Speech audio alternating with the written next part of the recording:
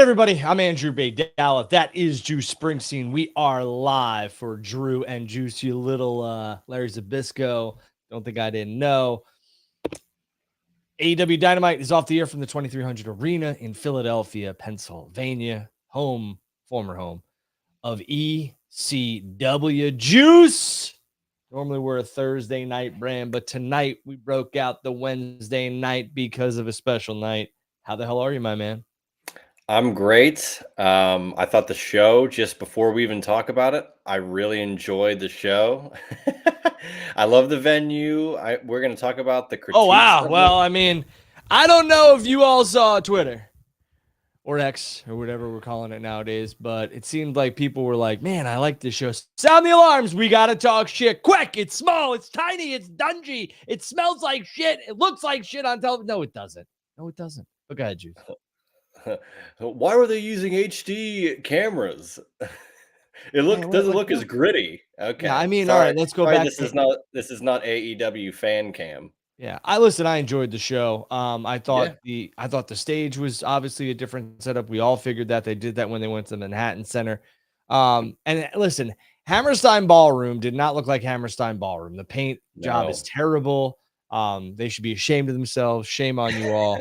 But listen, the 2300 is the 2300, and that's it. Like everybody knows what to expect when you go there. And I thought AEW dressed up the giant very, very nicely. I love the entrance. And again, Yeah, that was an understated part. The entrance was yeah, all it needed to be was just a little walkway. You got a couple of fences there. It's as simplistic cage. as you can get. I will say they could have tried to attempt to get the original brick wall ECW thing, but it was used this past Sunday at the big ass Extreme Bash major wrestling figure podcast show at Kowloon's in Saugus, New Jersey. And They it's brought it actually there.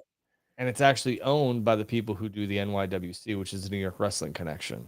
So Well, there you yeah, go. Hawkins and Ryder were very familiar with them, so they had access to that wall. So they used it for photo ops, and that's why AEW probably didn't have it.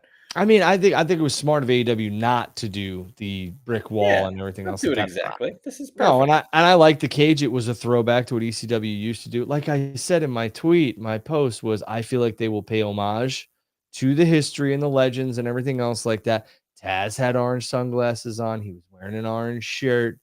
There's a lot New of hook different things. shirt that's orange. Right. So I mean, what's funny about people though, to Let's me, go. Here we go. Let's start. when WWE would do the Legends stuff, which I was all for because I like nostalgia. So when WWE would bring in the Legends, we'd have Raw or SmackDown or whatever, and it would be an anniversary or a throwback or your sister's ass or whatever it was. And we would sit back and people would be like, this is awesome, but I wish they would continue to progress storylines and stay focused on the current product. AEW does that. And they're like, man, what the fuck are these guys doing? Why? What is going on? I'm sorry Sandman didn't come out and cane somebody. First and foremost, they got a couple more shows there.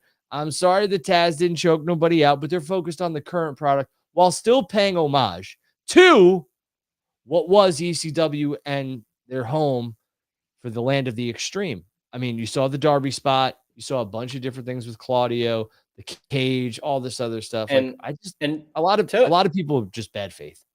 and Tony Khan has paid homage to ECW throughout the history of AEW. He Right. brought it up earlier. This is 29 years since the last time he was in this same venue, Yeah. being a fan, wearing a Taz shirt, Chris Jericho's final ECW show. He's done so many homages throughout the years, and this was definitely the pinnacle of that, to where he could be like, "Hey, it's in the venue. We can do the fence. We can have Hook come out, the son of Taz, choke someone out while his music's still playing, like New Jack. Like, you could do so many different things that paid a little bit of homage here. The lights went out, which was a huge thing in ECW all the time. Sabu, Yeah, so Taz many a couple little times. Sandman did it before. So many little homages. It like I think I brought it up before.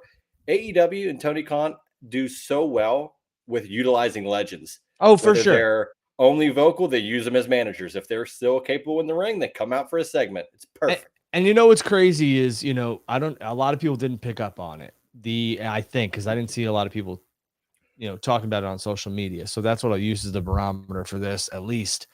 When Hook was making his debut, his re-debut, I should say, his return which we will talk about, into the 2300, his song played out the whole beatdown, throughout the whole beatdown. Like normally you could cut it. That's kind of very much like Public Enemy, New Jack ish from ECW. So we'll have to wait and see.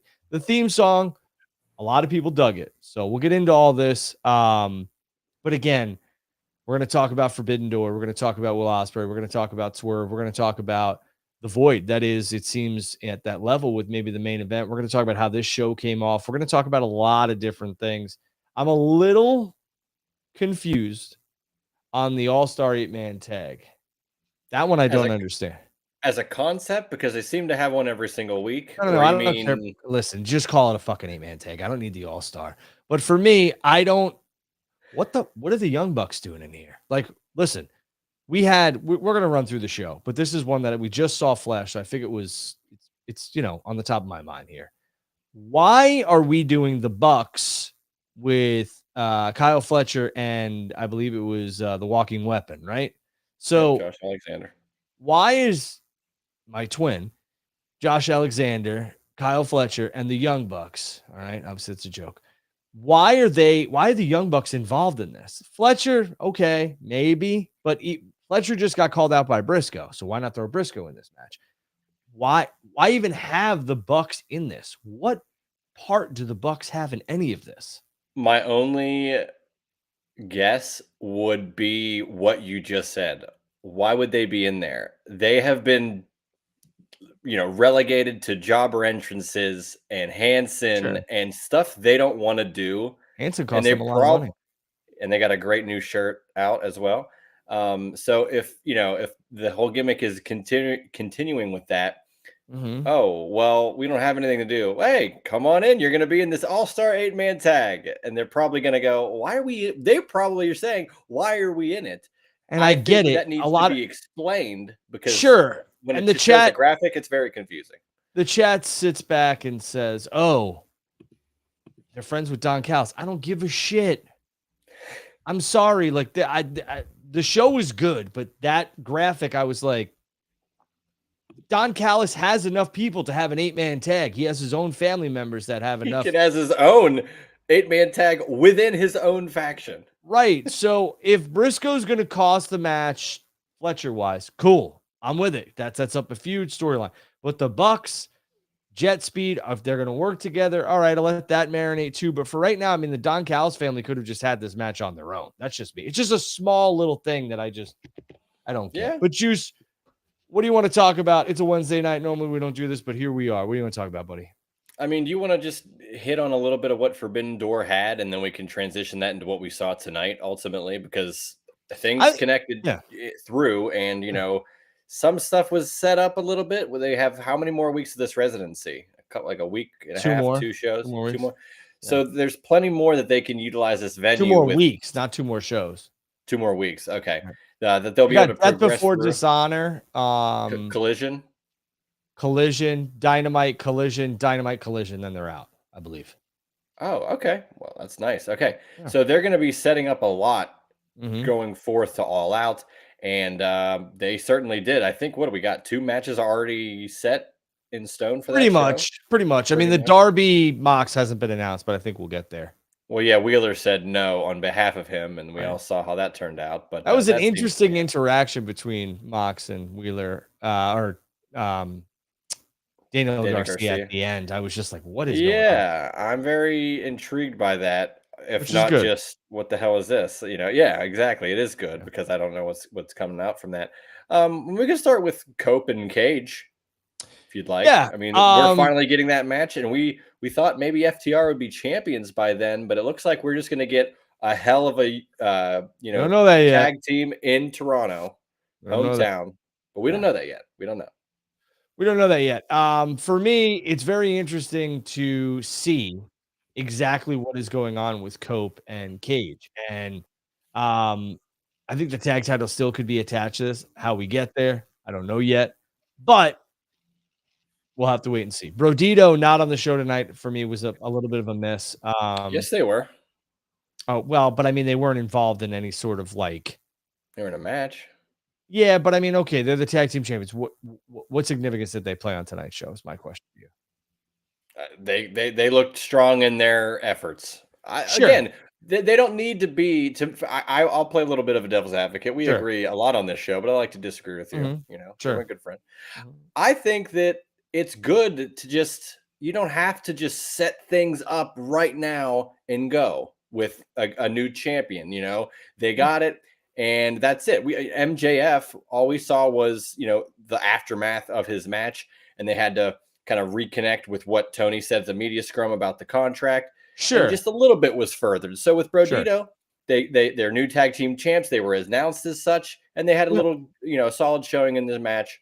Next week, maybe So we can progress and get a number one contender. right, and what I'm saying is with Brodito, obviously they were on the show, but what I'm saying here is like they didn't feel like a focal point. The Don Callis family defeated Jet Speed and Brodito, which is Yep. fine. I don't mind that. I think Josh Alexander got the quick roll up. Is that correct?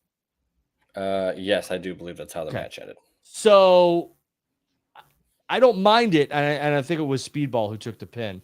So that's fine. But like, what are we doing with Brodito? And again, I'm with you. You don't have to have everything, thrown at you at one time. But I don't know. We'll get into Dynamite. But I did enjoy the show. I love the venue. I thought everything about it was great. Um, Forbidden Door, quickly, for Yeah. me, I thought the show was very, very good. I put that out there on social media. Christian and Cage, I think, or Christian and Cope, I thought was very good, very well done. I thought that was the best you could get out of a team who hasn't tagged together on television in more than 10 years. So yeah, I'm here for it. A lot of things on Forbidden Door to me were very well executed. A couple I didn't understand. I thought the Max thing was overbooked. I that Yes, we talked about that going in of why things so convoluted, yeah, and look what happened. yeah. And So now, like I said, the media scrum now it's back to you have to say it within a week to put that contract into fruition. So we'll see which what is that turns out to be. fine. I don't hate that at all. I think what bothers me the most is that there's so many ways that we could have gotten to where we got at Forbidden Door. What ended up being what happened at Forbidden Door, and I just think it was it was it was overbooked. It like the finish was what the finish was. But when Hangman and MJF had their match and the referee gets knocked out, Max gets the 3, 1, 2, 3, and then the referee falls and doesn't ring the bell. Foot's on the rope. Obviously, we knew some shenanigans were going to happen. I thought the Yep. referee falling and Max winning but not winning was overbooked. And I thought it was shit, truthfully. I'll just say that. That's what I thought. I think you could have had a situation where the referee rings the bell, timekeeper rings it, Max walks out with the championship. You have, an uproar backstage. They go backstage, they follow Max with the camera. He goes past Tony, and Tony's like, "You're not the champion." And Max goes, "Right here," and keeps walking, takes the championship. Tony does his post-show press conference, and he could say, "I just want to let everyone know we are not recognizing Max as the AEW World Heavyweight Champion. MJF and Hangman will all have a segment in the ring on Wednesday, and I will clear up the situation." That way, could have had it, makes the decision, and he says, "Next week, we'll have a match. Hangman Page versus MJF. Winner is your world champion." And then you could have had Briscoe screw MJF on that episode of Dynamite. That's what I would have done. Now, is it perfect booking? No. But what I thought we saw at Forbidden Door was, how do I get out of this match with keeping myself strong and make sure that Hangman wins the world champ or keeps the world championship? And that's what we saw. And I thought it was shit. Truthfully, I did. I thought What are the your match was thoughts? great, but I thought it was Yeah. shit. What are your thoughts on Bryce Remsburg clearly being the like Earl Hebner of AEW main events? So he plays his role where he's confused or he's knocked out, but then he jolts back into a perfect spot and he's kind of goofy. And I feel like that is suited for those overbooked finishes. Um, I almost would prefer if it weren't that way all the time and you get like an Aubrey to more professional referee. I think you get those spots like we saw, and I think they're fine with overbooking. But like it seems that it's more often than not that we see those types of things. So I don't know. Yeah. So what are your Again, thoughts on that? Like the Yeah, I mean, referee plays a big part in some of these whi- matches, and which is fine. I mean, normally how I like my wrestling is the referee is there to do his job, get out of the way. That's or mhm. her job, get out of the way. I don't like when it's too much. But you're right, Earl Hebnerish. I mean, he was big, and even Nick Patrick, all that type of stuff. So I get it. But what I'm saying is referee or not, I thought the finish was convoluted and overbooked. And Hangman is supposed to be your world champion, so let's keep him real strong. And this did not make Hangman look strong, in my opinion. The match was and good. It and that was was his very good. first defense Right. after his Right. huge win to dethrone Mox. This is Right. his first defense against the biggest heel in the company, and And you have a convoluted finish. think about that, right? With the visual of Max, which Jordan said here, the visual of Max walking away with the championship, flipping off Tony. Tony goes to the press conference and he's like, Max is not our champion. Max has got to show up in Philly at the 2300 this Wednesday. It's a hook for that, which already had a big enough hook, no pun intended, on the show because it's the 2300. You knew AEW is going to put on a banger of a show, but that would have had something where you could be like, all right, I got to tune in because what's going to happen with Max and Hanger? And Max is not recognized as the world champion and all this other stuff. And they just went with the finish, in my opinion. That was, hey, all right, Max gets to keep, himself strong, doesn't actually take a pinfall loss because he technically won the match. Then Hangman gets his comeuppance. I just did not like it. I did not like it. And I wish that it, you know, it wasn't that way because that's Hangman's first title defense on a pay-per-view. And then we saw the Travis mockery that was the tag team title match. Match was good, but the Hurt Syndicate runs themselves off, so they're nowhere to be found when the pin happens, which is very interesting to me. The Hurt Syndicate are the tag champs, and they're gone.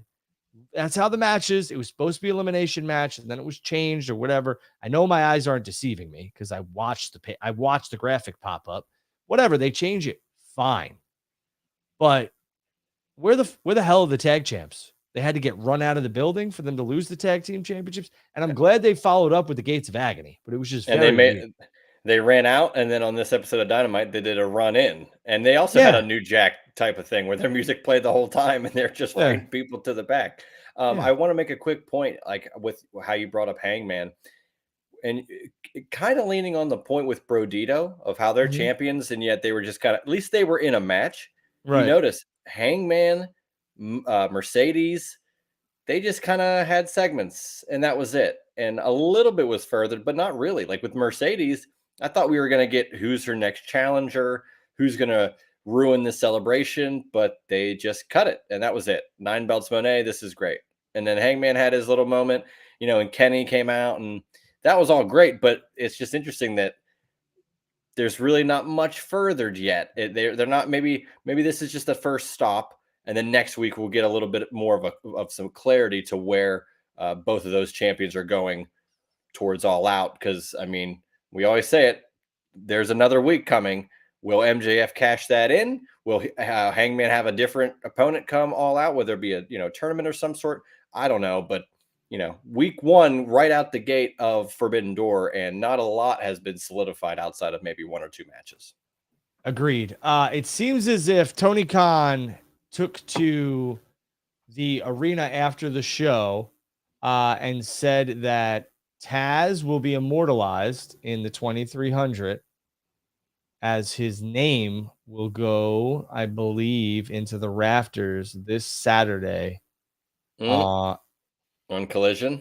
yeah, I believe so. Let's double check this. Smells like an angle. Yeah, Tony Khan and all the AEW babyfaces stood in the ring wearing Taz's new shirt, and Tony Khan Hook's new announced that shirt. Or Taz, unless it's Taz's new shirt. that's Does Hook's he new have his new? shirt. Okay. Maybe it's, I don't know. Will be forever immortalized in the rafters of the 2300 arena this Saturday on Collision. So there you go. All right, pretty cool. Pretty cool. Yeah, well, and look at that. It gets you excited for. I'm got to be honest. Now knowing, I guess I didn't put it together, or maybe I knew about it, but now that we're here, it's kind of cool to see that it's in the future we get all these episodes of Collision and Dynamite at this venue, because I just like the intimacy of the venue, and I know the history of it. I mean, how many times have you watched clips from ECW there? So now to Sure. see current wrestling that is owned by a guy who was the huge ECW fan. It's perfect. It's a Yeah. cool little match there. So I'm looking forward to seeing the collisions and dynamites, and that's a good little hook to a hook to have Taz have his a banner raised for him. Yeah, and again, I think it's like one of those venues you should cross off your list. I did the Manhattan Center, I did the Hammerstein Ballroom. I saw an ECW pay-per-view there. I saw ECW TV there. I saw a Raw at the Manhattan Center. And I just think they're venues you should absolutely go to, and this is one of them. Again, I thought Forbidden Door was very good. I thought the lights out steel cage match was fantastic. Tanahashi getting the victory there was awesome. I As love that's that it for spot me. where he tried to climb the ladder, and they're like, "Look, man, it's no, you can't do Yeah, this. You can't do yeah, this." yeah. So I thought that was I thought like I said, the Copeland and Christian stuff was good. I thought the women's world championship match with Athena and Tony Storm was very good. Again, good stuff from AEW at Forbidden Door, but there were two matches where I thought to myself, this is some overbooked bullshit, and that was it. And that was But other than that, the tag title and the world title match. yeah, the matches were great. Matches were great. The finishes and the way they got to the finishes just seemed like very It convoluted. just isn't that pretty wild that two of your biggest championships arguably have those convoluted matches? You want them to be more you know, solidified for lack of a better term and kind of know where you're going. Yeah, yeah. But Um, as you say, as I say, let it play out. We'll see what happens next week. yeah, and we'll have to wait and see what happens. Other than that, thought Forbidden Door was good. What else you want to talk about? We can continue with a little bit of what happened on Dynamite. I felt that like the Don Love the Callis, opening segment. I love me too. I the Don Callis family. It was kind of a meme at Forbidden Door of like, Jesus, look at all these guys. What is happening? Right. They took over the damn show tonight. However, Fine. where is Wardlow? What is happening? I want to see the man with war in his name do something. Yeah, Please. I thought it was very interesting, and I put this out that he was the only one who wasn't involved in that try to beat down of Hangman and then Just jet stood there. speed. He didn't even show up. He Well, it wasn't just there. he stood there in the earlier segment. He stood there with Don Sure. Callis. Like What I'm that's all he saying did the is, whole night. to me, yeah, to me, that might signal that that's where they're going with this. And that's fine. But how I would have, booked this again, just a little differently, is I would have either have Wardlow do something to Hangman as his buddies or his teammates were getting the shit kicked out of them. And they're all, fucking filing back. They're all powdering to the back. And you can have Wardlow point at Hangman and like do I'm going to break you in half or something. Maybe even Wardlow attacking Hangman on the way out of the building. Just something. That way we know, all right, they're going Wardlow and Hangman. And I don't care. Like a lot of people that can't have Wardlow in a world title. This is wrestling, y'all. You can put whoever the hell you want in a world title match as You book long him as, right, yeah. yeah, yeah. Not to mention that I think it could be storyline wise. I think something could happen where Don Callis said, "How do you think I got Wardlow? I guaranteed him a world title shot, so he's going to get his title shot." I don't And know. then you easily have an MJF thing right there too, if Yeah, you'd like, with MJF and Wardlow. So hey, I wouldn't mind a triple threat between the three: Hangman, MJF, and Wardlow. I think you have a lot of unique circumstances between all three. You want Hangman to win by far. Wardlow's with Don Callis, and everybody hates him, but everybody hates MJF maybe more than that. So you got two mega heels going at it while your baby face is fending him off, and he doesn't even have to be involved in the pin to lose. I like that. yeah.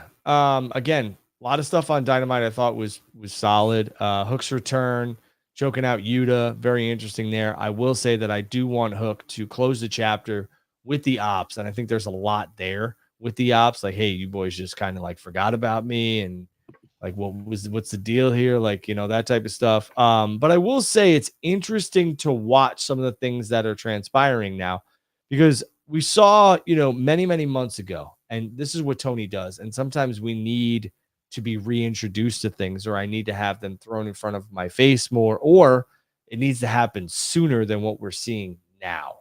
But remember, at the end of Wrestle Dream, we had Cassidy, and I know that he's hurt, so maybe that's why they had to push this back. We had Orange Cassidy, we had Daniel Garcia, we had Hook, and we had who's the other guy? There was another dude in that shot when it was over. It was Let's Hook, think about- Well, that was a long time ago. Cassidy. Oh my God, I can't remember who the other guy was. Hook, Cassidy, Garcia, and I think there was a fourth. But whatever. It just seems to me as if we could be circling those wagons again. I don't know. I'm looking. Oh, you mean when Danielson got choked out? Yes. Yeah. I mean, you're gonna hate this, but Private Party and Jeff Jarrett were out there. They got attacked. No. It was Darby. Thank you, Phil. The closing shot when they went off the air was these boys sitting watching, and it was like that's how they went off the air. There was 4 gentlemen. So it'll be interesting if Tony's playing up on this, and maybe he had to push back, and that's why we're getting it now because of the Darby or the first of all the Darby climbing Mount Everest, which is what it is. And then you get Cassidy with an injury, so maybe he had to push it back. But again, we're going back to November. So it's just interesting. Again, I think Dynamite was well done tonight. It really was. I'm trying to think of something else that was on Dynamite that I want to. The Mercedes segment was okay. Mercedes wants to be the Ultimo Dragon. I put that picture out months ago, so I'm glad it's kind of gaining traction, and it seems like a lot of other people have as well. Like the Ultimo Dragon. First of all, he was fantastic. True, and I do want to say though, I clarified to someone that was pissed about someone referencing the Ultimo Dragon thing and being like, "Well, no one complained when he had those titles," and I said he only had the full amount of the J Crown for a total of like 10 days, and it was at the end of 1 year, and then he lost the J Crown, and then like it's not the same thing. This is not comparable. So only you would know that. But anyways, that's why I'm here. Someone has to know the facts. You can't just throw stuff out there without knowing the history and the facts. Otherwise, you're just bullshitting. Well, I mean, I'm a historian to a certain extent. I would say you're a savant. So thank you. You're welcome. Savant Springsteen and Booker Baydala. There you go. I like it. The Mark Briscoe promo, I like that he touched on MJF, because if we just ignored this, I'd lose my mind. I'm not quite sure I understand why he's going after Fletcher. We'll have to wait and see. It seems like that's just a match to have a match, because I don't think Briscoe's going to take the title off of Fletcher. But for me, I don't think so. This one I don't get. Like, Briscoe should be full steam, full bore towards MJF. I think he probably has his sights set on him, but until then, MJF will probably do something else. And while that's happening, Mark Briscoe's going to challenge for a title because he's, trying to be a great competitor. And Kyle Fletcher even mentioned at the press conference, like, "Hey, I'm willing to fight anybody." And he listed a whole bunch of guys, like, I'm ready to go, which I thought was really cool. It was nice to see him kind of just talking like in kayfabe, but not acting arrogant. Sure. Like, he was definitely as a champion that's willing to fight. And just because Don Callis is his manager doesn't mean he's not willing to take on a challenge. So as those things are kind of happening separately, maybe Mark Briscoe finds his way to throw off MJF into whatever he's doing. And, you set up that feud down the line, because they definitely have some, scores to settle. Yeah. I mean, I would rather MJF and Briscoe. Maybe we're going to get there. Maybe that's going to happen at All Out. I'm hopeful it does.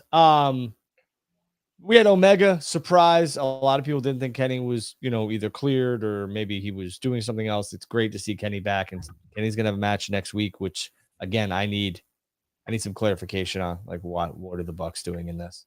But you should just ask them. They're so low in the totem. The Young Bucks are so low in the totem pole. They'll probably be able to come on this show. I don't listen. I mean, who knows? Maybe.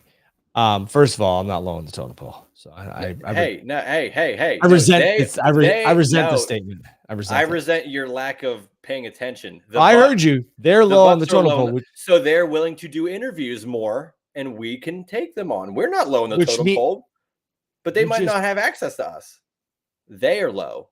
You just shot this entire show in the foot by saying, first of all, I'll never be associated with that shit. Second of all, you did. You buried us softly, and you didn't even know it. You were buried me in the title with Drew and Junk first and foremost. And all I'm saying is we could have the access, because they might not do any interviews. Maybe they have to open it up because they're so low. Not we. We are high up. Anyway, We're Fletcher, running on Wednesday night against everybody else. that's We're in right. this game, Drew. Over 300 people in here right now. We appreciate it. Fletcher, Josh Alexander, and the Young Bucks will take on Page, Omega, and Jet Speed. Again, the Don Callis family could have done this all by themselves, and Fletcher and Briscoe could have been on opposite teams, and maybe Briscoe gets the upset victory, and then Fletcher's like, "You want to know what? Fine, fine. You think you got lucky? I'll beat your ass at All Out or something like that." I don't know. Just again, Because you very, wonder very why strange. Hangman's involved there if no one on the other team is probably going to fight him for the championship. If that sets up the Wardlow championship match, then great. It's weekly episodic television. So I'm going to sit Yeah. back. I'm going to enjoy. I felt like a lot of people just, again, they always jump to conclusions without letting things play out. I don't No. understand. I don't understand the Bucks involvement. That one's kind of in left field. We'll find out what happens. And listen, we went off the air with, I thought, a very solid main event. Spots galore. Darby and Claudio Castagnoli. Shout out to my espresso bald brethren. But yeah, again, the Death Riders, it seems like we're headed towards something. Gabe Kidd, I mean, he's destroying people. I love me some Gabe Kidd. So we'll have to wait and see what happens. I hope we don't get some sort of like, because we just had a 10-man lights out steel cage match. And I get you. There's some people in there who aren't here, like Will Ospreay and Tanahashi. But I do not want to see another 8-man, 6-man, blah, blah, blah, kiss your sister tag team match. Don't want to do it. Okay. Let's have some singles. And if you got to have a tag match, keep Moxley and Darby away from it. Okay. Okay. Juice. Yeah, they should be on a path to a one-on-one, and then you've got plenty of roster space to do a tag here or a one-on-one here or a triple threat. Like, let's have some flexibility within the roster and the card. Build up All Out, because whether they talk about it outwardly or not, which they won't because they're a smart company and don't mention the other product, they're going head to head against WrestlePalooza. So you have to put your best foot forward when I'm just saying, without knowledge of the other company, you'd want to do it anyway. But you see that it's happening, you don't want to misstep and just throw something together for the sake of having a show. That's why you got Edge and Christian in Toronto. Well, I mean, but that was going to happen before they announced WrestlePalooza, and they're going to announce Brock Lesnar and John Cena. We all know it. I mean, I told you guys that almost it's weeks ago now. What I will say is that I think that AEW should continue to just do what they're doing. Stay on track.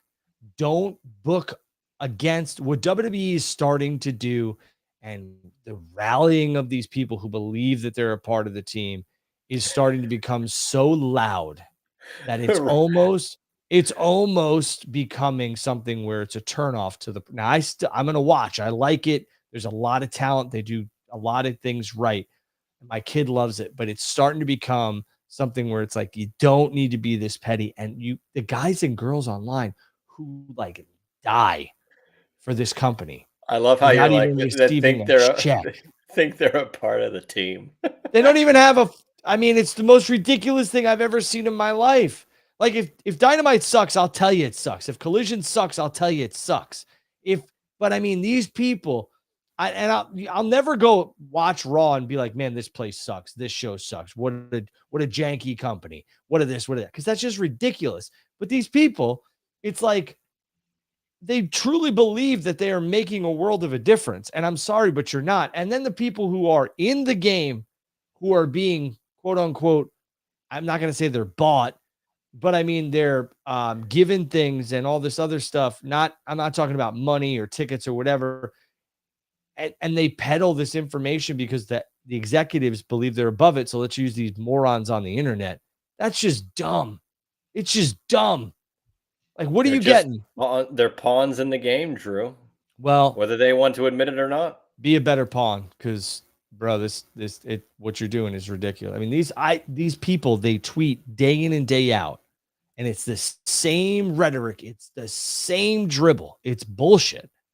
Like, just go do something else. Seriously. Touch some grass, as the kids say. Well, I mean, whatever, but I mean, like, if you don't like it, I get it, but don't disparage the people that do watch it. Like, who cares? What does it affect you? It's always the same stupid shit. Low rent, this, that. They're trying to be different. And I understand I scream from the rooftops. This company right now should not be in 10,000 seat buildings for weekly television because they're not drawing that type of attendance. So they change it and you people dog on it.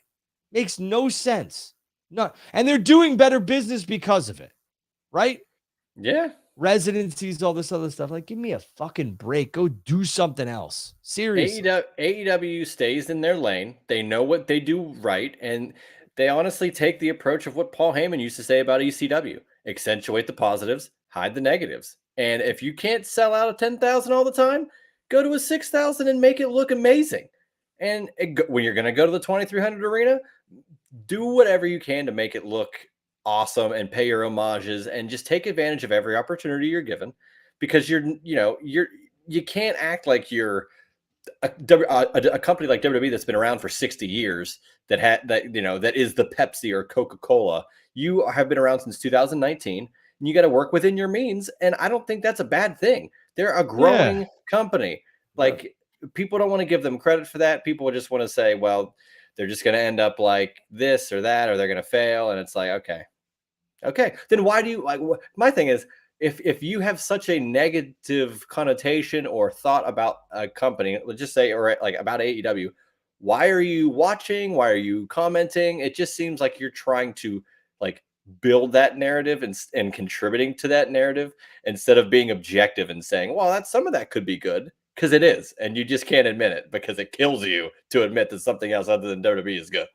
Right. And something besides WWE has captured your eyes and ears, and that's okay. Like, you're allowed to listen, I love fried chicken wings, right? Let's just use an example. Okay. I love fried chicken wings, but I also love grilled wings, and I also love air fried wings, and I also love broiled wings. You could have your wings or your ice cream or whatever the fuck you want so many different ways. It doesn't have to be the same thing over and over again. And you are allowed to not just like one thing.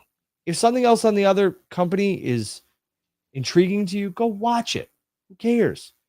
And what are you're just depriving yourself of watching potentially even more good wrestling. I am Yeah. thrilled, to be honest with you, that WrestlePalooza and All Out are happening the same night. I cannot wait to be watching both shows at the same time. How could you be a fan and not want to watch both? Yeah. Like, because you're just going to see something cool on the other show and go, wow, I could have seen that as well. Or you could have watched it both and seen it live at the same time. And again, think about this. Like, there's a lot of things that AEW borrowed from WWE because they've had a very long history of Sure. successful endeavors, no pun intended. And WWE is going to borrow some things from AEW. And I will tell you this right now. Everybody could sit back and say whatever they want about the company, this, that. WWE hates Tony's wallet. Endeavor hates Tony's wallet, because you want to know what that does? It makes them pay the talent more. And Endeavor does not want to do that. They want to run the operation and the business at a huge profit, which is very good business, and they want to pay people as low as they can. And Tony's here to disrupt that. And Tony's here to have another company, and they do not want anybody else in their stratosphere. And I get it. But the lengths we're going is starting to become very, very ridiculous, in my opinion. We are far removed from Eric Bischoff starting Nitro 3 minutes before Raw goes on the air to tell you what happened. And then this giving is a away, little bit pettier than that.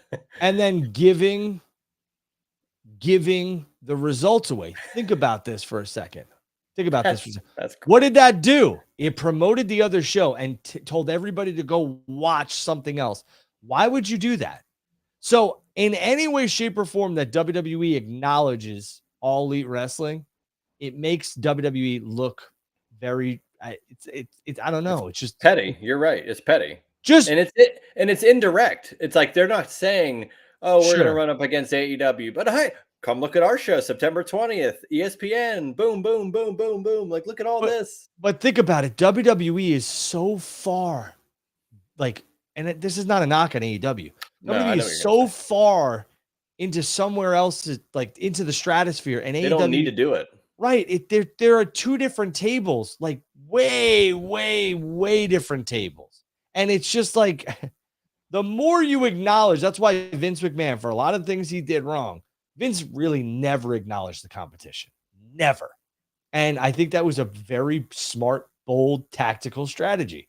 This what's going on just it seems counterproductive to me because WWE has so Yeah. much momentum that now That's the other thing. they're worried about How AEW.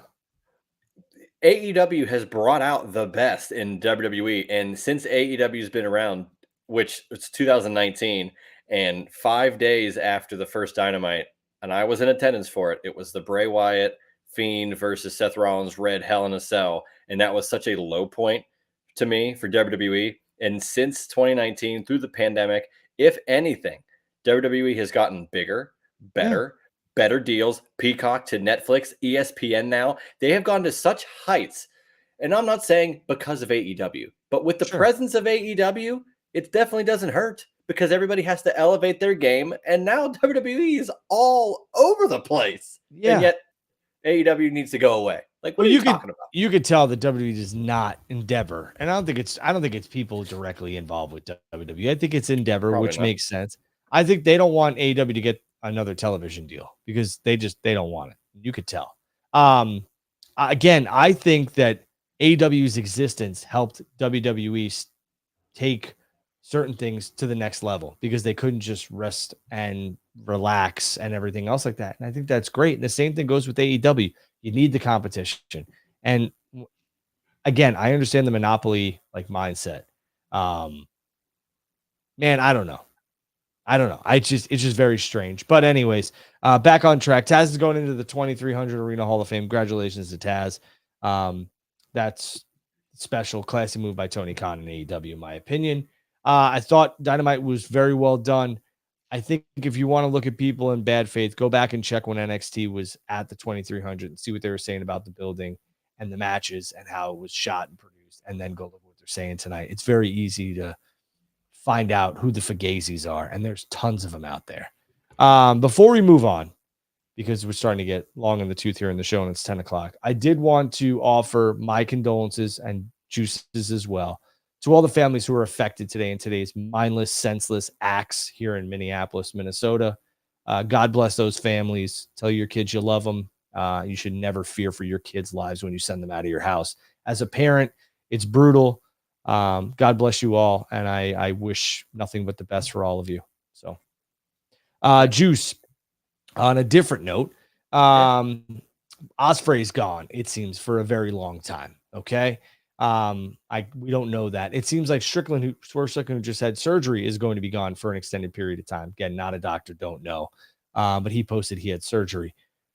Kind of leaves a void here because those are very, top talents here in AEW. What do you see transpiring now with the main event scene? Because it seems like we're gonna get Omega's back, which is great, but is Wardlow in this? Is Omega gonna turn on Hangman? Are we gonna what's happening? Yeah. So I could see Omega turning, and I hope that it's without the Don Callis family. We don't need that, but we can damn sure have you need not even turn on Hangman, but just be Hmm, like, I'm coming for your title. Like, we could be friendly, but like that, this is I came back for a reason. I didn't just come back to be in tag matches and to be funny with you.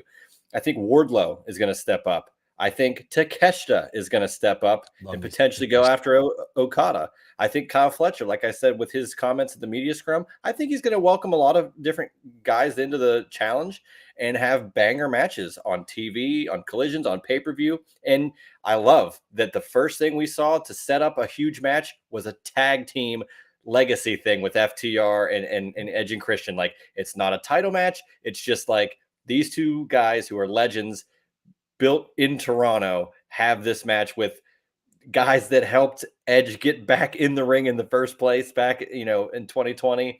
And just it's going to be, I don't know. I love the fact that it's not a main story with titles and what have you that's kind of leading the charge there. So the void being left by those talents, Swerve and Osprey, which is interesting because they were in that crazy awesome match at All In with the Young Bucks. Right. And it's wild. They win. The Young Bucks have been playing that role now great. And now the two that win aren't going to be there for an extended amount of time. So time to elevate, next man up. I'm here for it. We're I think so elevated. that's right. Well, they got rid of dark elevation, but the lighting was nice tonight for Dynamite. um, yeah, a couple things to what you said. I agree. Like, where I like Omega in this. Could Omega turn? I probably not. It seems like they're going to keep Kenny where he is, but I wouldn't hate that. And what you talked about with Takeshita and Okada, give me that at All Out. Now I know that you're really, let's just call a spade here. When they announced John Cena and Brock Lesnar, the majority of the wrestling world and the topical points, the trending points, the aggregation, the impressions are all going to be John and Brock. Like, we get it. Okay. We get that.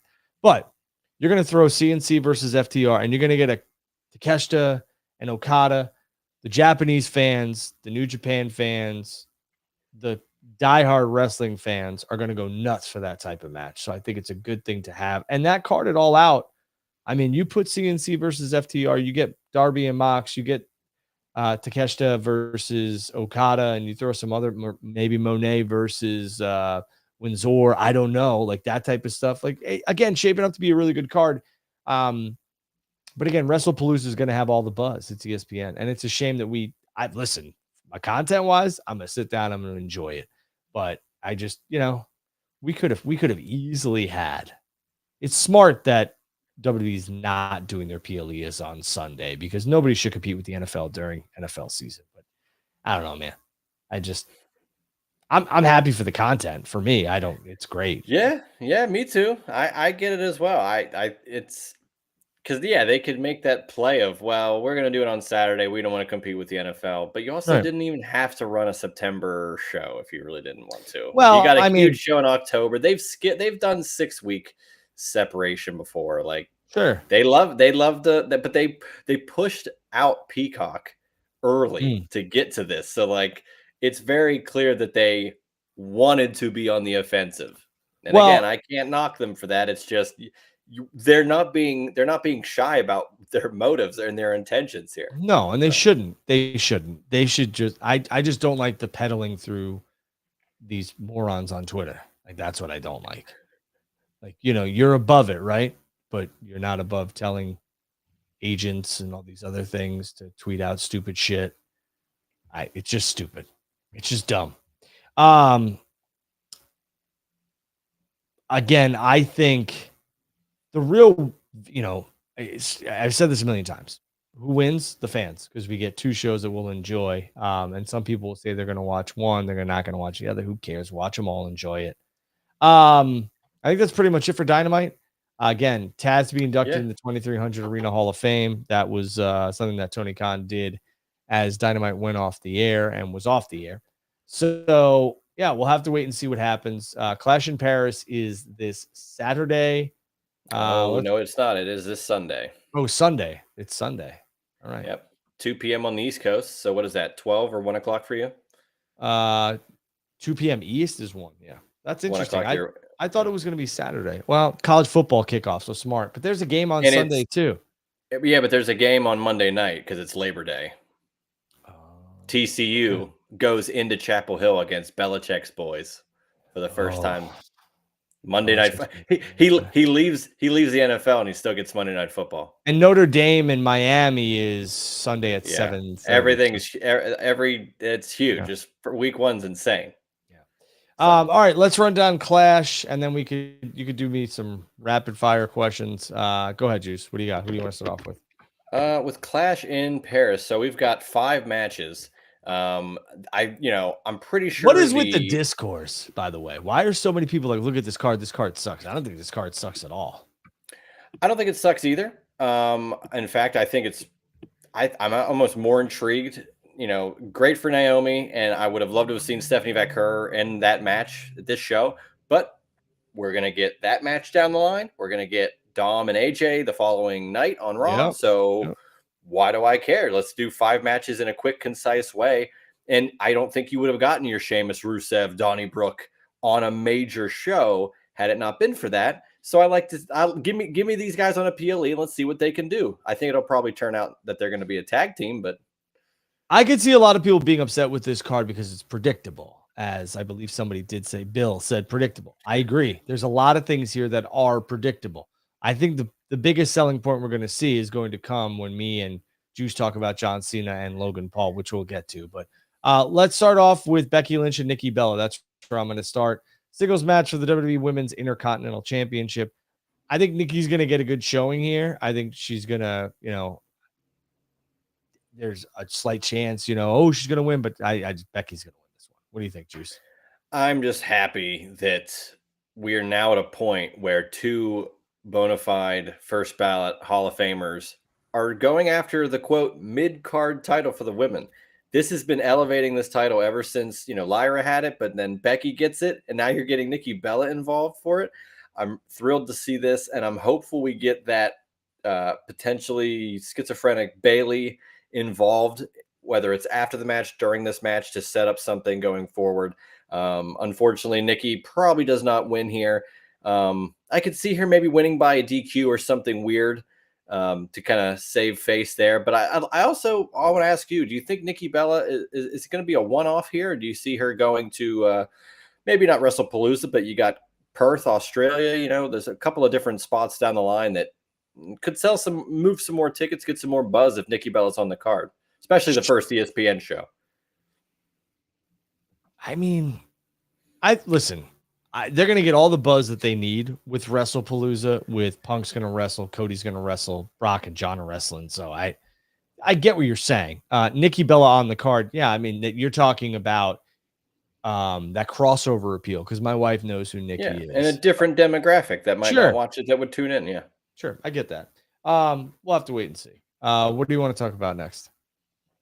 Let's do the Donnybrook match. Sheamus, Rusev. I got to see one of the first ones that they did on Monday Evening Raw back in June in Pittsburgh, and they're still going at it. So I do think this ends up at some point them going, hey, let's be another version of Debar and kick ass together. But until then, give me these guys in a 10-minute PLE match where they just kick the shit out of each other. I'm taking Sheamus in this. I hope this leads to them being a tag team, because I don't give two shits about this match, and that's not a knock on either of the performers. I think Sheamus and Rusev are great, but I don't care about this unless this leads to them becoming a tag team. Like, again, great talent, good dudes, but this match does nothing for me. So I love how you started off this whole thing off by being like, well, I don't know why people are saying it sucks, and we blew through one match, and now you're saying that you're not interested in the next match. Well, this is one match out of one match out of 5. I don't dig. That's all. 20% of the cards, a pretty significant amount, Drew. I mean, there's going to be one out of everything I don't like. Like, if I get a variety bag of chips, I'm sure I'm not going to eat the fucking Fritos. Who eats Fritos? Psychopaths. I'll take the Fritos if you don't want them. All right. I'm sure you like the crunchy Cheetos too, you fucking weirdo. More for me. Go ahead. Let's go into Roman Reigns, Bronson Reed, one-on-one. Man, I'm torn on this because Roman is seemingly not there every week outside of just saving his friends. So does he really even need to win here? Bronson Reed benefits a lot by winning this match. And I think either way, this would be a nice way to set up Roman getting tsunamied and only coming back to build up for your Survivor Series or something like that. So I want to say Bronson Reed wins, but I would be floored if he actually pulls it off. I think you hit the nail on the head. I think Roman is going to he could get the victory just to keep Roman strong, and then Bronson Reed becomes even stronger by taking out the tribal chief with a bunch of tsunamis, and they write Roman off for a little bit. I think that's and Braun Breaker too, because I think that's the big money match down the line between Braun and and I think you're looking at something where it's Roman, Punk, LA Knight, Jey Uso, and John Cena, and as a War Games team. That should maybe you don't have LA Knight, maybe, I don't know, but I think that's where we're gonna head. So I like your thought there. I do think that Bronson Reed will probably tsunami the shit out of Roman, and it'll be, he's written off for a little bit. You want to hear what my Survivor Series match is? Because I haven't sent this out yet, but I had it in my drafts. This might be a little much, but I have Cena, Roman, Punk, Cody, Jay versus Lesnar, Rollins, Drew, Braun, and Bronson. I don't hate it at all. I don't hate it. I think it's very possible. It's also every big star, 3 generations of stars in one match. Yeah, like that's insane. I think Cena will work a War Games before he hangs it up, but maybe WWE is against it because they got to get to that 13th for his retirement match. I also want to say this.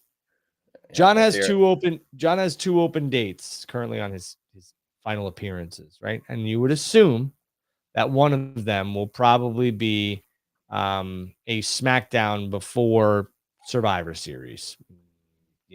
Maybe. I don't know. I would think it would be. You don't have to sell him if it's in the War Games match, but you'd think one of them is probably going to be a SmackDown or a Raw or whatever before a major PLE.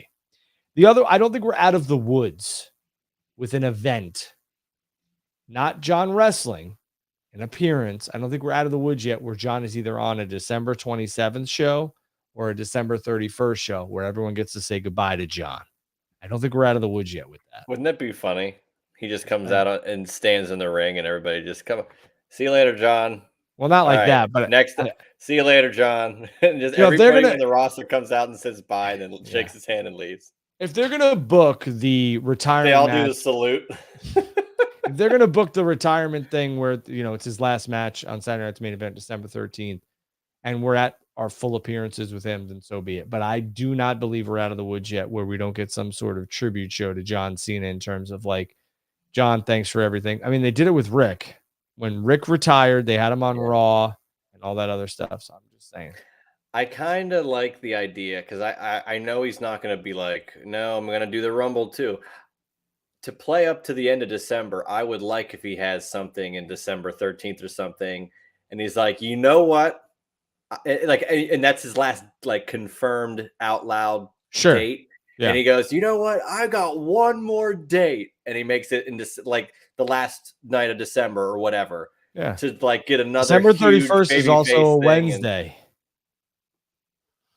What better way to try to bury AEW than having John Cena's final WWE wrestling appearance? Or go, the 27th. Head-to-head against Dynamite. Or the 27th. Or against World's End. Yeah, right. So I just don't think we're out of the woods yet. All right, World Heavyweight Championship match, Fatal 4-Way. I got Rollins retaining. I think this is going to be a good one, but I got Rollins retaining. I think LA Knight is in here to take the loss. That's frustrating, but I agree. Again, talking about going forward, who does Seth face? And if it's not either Punk Jay or LA Knight, I'm here for a Punk LA Knight one-on-one down the line or a Punk Jey Uso one-on-one down the line. Gunther is still the odd man out because even though he did lose the Punk, it was in a great match, hard-fought match. Sure. But the guy he lost to lost it in 5 minutes. So I think he's pissed and wants to come back. If he goes against Seth, he'll be a face. But with the rumors of him maybe going against Cena down the line, I don't know where that all plays in. So a lot of up in the air avenues that they could travel down. But I think ultimately Seth retains. I think it's you're eventually leading to Seth. Josh Eisenberg and I brought this up. Could be Seth, Roman, Punk run it back at WrestleMania next year, but for the championship. I don't like that at all. Who came up with because that? The whole collectively.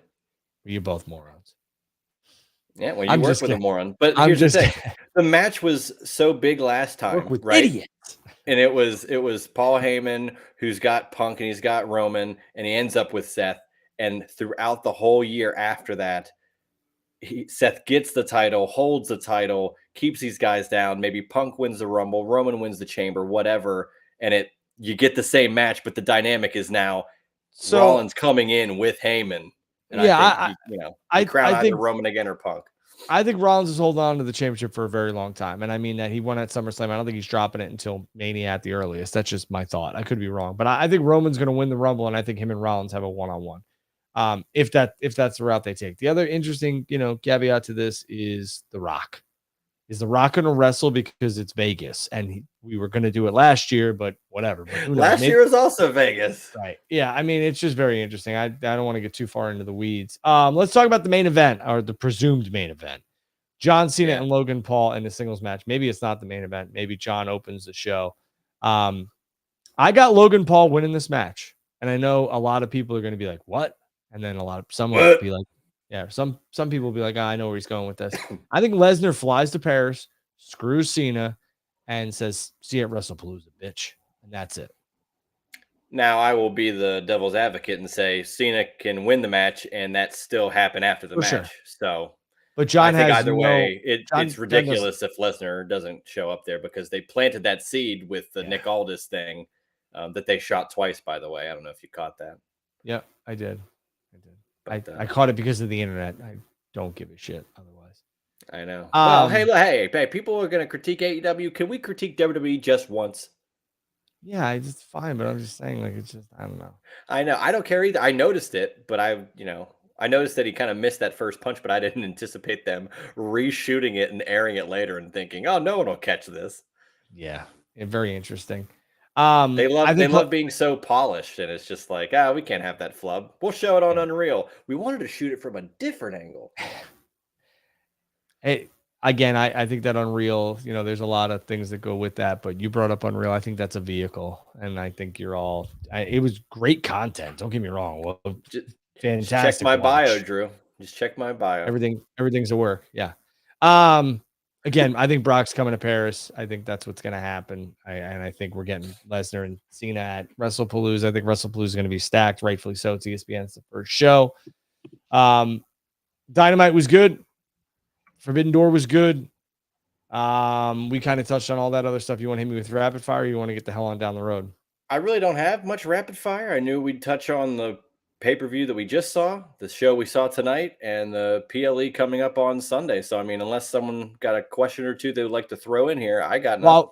While we wait for that, there's no questions you want to ask me on any of the. There's like nothing off the top of your head. Like, hey, what do you think about this? What do you think about that? And if anybody's got a question, throw it in here. Otherwise, we'll just skedaddle. Did you watch the Jerry Jones documentary? I watched 2 episodes, and I like how you called it the Jerry Jones documentary because that's exactly what it is. And did you like it so far? So far, so good. Yeah, so far, so good. Okay. Did you have any fantasy drafts yet? I just did. I had one today. I had one last night, and I had one at started of Dynamite, and it ended about a half hour before, and then I got one more on Sunday, and then I'm all good. There you go. When do we get Eddie Kingston back is the question. I think Gabe Kidd, your boy, is going to be the target. But I think Eddie returns. I think Eddie returns at one of the 2300 shows. Just makes a lot of sense. That's just me. That would be great. That seems pretty apropos of all the buildings for him to come back, and that seems like the best one. Yeah. All right, Juice. Where can everyone like, subscribe, and follow you? At Juicy Steen on Twitter. We've got the Juice Box PLE predictions, Clash in Paris. You want a more detailed, in-depth, not hating the Donnybrook match analysis? Tune in Friday to hear myself and Josh Eisenberg talking about the whole card. We also talk about, I guess I can ask you this question, Drew, real quick before we sign off. What are your you asked me to promote, and then I promote, and you say I'm patting myself on the back. No, I was doing the Barry Horowitz on myself because I just okay. Donnybrook's just not for me. When we go to ESPN, by we I mean WWE, are we going to see? Are we going to see 6 to 8 matches on these PLEs? Are we going to get away from that 5-match thing? Because to me, at least the first show is called. Was it you who put out the thing where I think ESPN will want more wrestling? Well, it's WrestlePalooza. Wouldn't you assume maybe at least some more matches on the first show dubbed WrestlePalooza? Jeez. But in general, don't you think it's at least going to be maybe more? Because maybe ESPN's asking for more and they can do whatever they want? No. We're going to stick with the 5-match PLEs? Yes. That's your contention? Yes. All right. Other than WrestleMania and SummerSlam, of course. Well, they're 2 nights. Oh, that's what I'm saying. So what? So WrestlePalooza is going to have 5 matches? Yes. You heard it here first. Would this be? Can't wait to clip that whenever they announce the 6th match, and I'll say, "Remember when you said this, Drew?" Well, 6 is different than like 7 or 8. Listen, I think WWE will do whatever their partners want. And I think WWE will probably push to ESPN or whomever saying, hey, look, this is kind of our sweet spot. You don't want the shows to drag. Fans lose interest, et cetera, et cetera. And ESPN is going to say, hey, you do you. And that'll be it. I also think because it's ESPN, they know. They don't give a fuck about the name, Juice, truthfully. Okay. I'm not saying that they do, but I'm saying maybe they'll see that it could be assumed that, we're going to have all this wrestling and it's still 5 matches. Like, I could see where people would be upset. I'm just throwing it out there. Let me explain to you. ESPN also has the UFC effect where they Yep. know we have all these long ass shows, but the matches could be 5 minutes, maybe. So we'll take 5 matches. I get it. Sure. Here's where I don't know this to be factual. This is just Oh, how I believe this whole thing came about. ESPN and WWE. All right, we're gonna announce a PLE. I want something like WrestleMania and Lollapalooza. Can we get some entertainment acts? Can we do this? Can we do, all right. How about WrestlePalooza? Something like that. That's how I think that all came together. We want but to wrestle. We want a it's an entity WrestleMania that type was name. used before. It was but it's been used before by ECW. You don't think that they knew that and had that trademarked? The one thing I will say about they didn't have a trademark. I know who had the I trademark. know It was First Wrestling had a trademark, but what I'm saying is they knew that ECW had it listen, as a don't get show hot. before. Well, I'm just saying, Sure, but I know the facts too. what I'm saying to no, I'm not saying you don't. What I'm saying to you is that I truly believe that when they looked at this, they were like, how can we it's a big ECW mark? Go get an ECW IP. That I think again, it's like we want something that's very similar to WrestleMania, name wise. What do you got? They're not gonna do Super Brawl. They're not gonna Come do on. Maybe they they could will. have done WrestleFest, I guess. That they could have done. Yeah, yeah. I mean, it's still So I interesting mean, purely because they have WrestleMania. It's like we're doing I would this love again. to see. I don't know if we'll ever get it, but I'd love to see the inner workings of how they landed on this name. This is something they had to go out and acquire. Unreal season 2. I guess we'll see. It'll I it'll guess be we'll see. it'll be Nick Khan on the computer. Like, how do I What get were this your IP thoughts? I'm on sure that's what Wardlow? filmed that on Yeah, Wardlow when he showed up with Don Callis. At least I like an explanation why, right? Um, Phil, I think we're gonna get that. Again, I agree. It would have been nice to maybe touch on that tonight, but I think we're gonna get there. So I hear what you're saying, and you're not wrong because wrestling is something that's storyline driven and weekly episodic television. So you got to give me the why so I understand. And I don't want to have to have a PhD to understand all these storylines. So I'm with you. we know you don't have one. I don't have a PhD, but even if I did, this is entertainment. It should be mindless. All right. Imagine you with a PhD. I have I don't know. I have an associate's and a bachelor's. I don't have a master's and I don't have a PhD. Yeah, I don't have a master's either. You know how much I got Seinfeld to watch and wrestling to talk about. I don't have time to get a master's degree. I have a bachelor's and associate's degree. That's all I got. I guess if that's not good enough for you, I don't know. What is good enough for us is this show. We thank all of you for joining us here on Drew and Juice. Wednesday night, we normally don't do these, but this was just felt right. It's a lot going on. People are getting ready for the holiday weekend. We got college football. We got the NFL around the corner. It's going to be busy. I am at Andrew Baydala. It's right there. Juice's tag is right under his name. We are live every week now. We took a little bit of a break. Summer's over. Fall's around the corner. A lot of stuff in the wrestling world happening, and we're happy you're here with us. I want to thank, again, everybody who joined us. Tremendous turnout. Dynamite was good. Forbidden Door was good. We reviewed Clash. Go back, check it out. I appreciate you all for watching. Juice, say something into the camera. Something into the camera.